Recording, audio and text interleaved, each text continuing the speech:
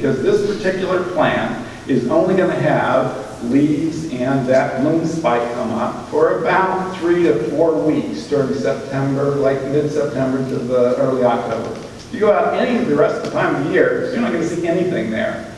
So it goes back to, if the applicant wants to eliminate a half-acre wetland, my opinion is that the consultant needs to go back in and analyze that area repeatedly throughout a year's time to then be able to provide that data and analysis that the county will be able to use to say whether or not that particular wetland is worth preserving or not.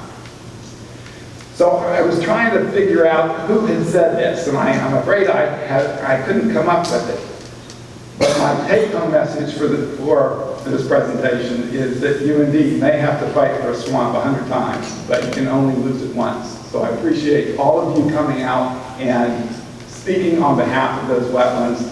Don't go away thinking that it didn't make a difference. It did. One of the commissioners that I met with back a couple of years ago told me he didn't really care what I had to say. He said, "You're a paid lobbyist. Yes, you're paid by a conservation organization, but I don't care what you have to say." He says, "What I want to hear is from the people."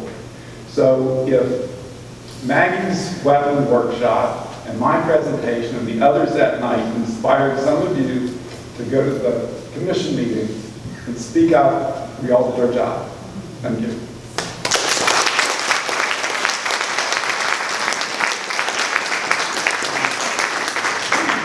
Just very briefly before we go to questions, because I don't know how long they'll run. Anybody that needs to go, we understand. And I think that today we looked at the wonderful speakers, the wonderful sponsors, and the wonderful audience. And that is what makes Martin County beautiful.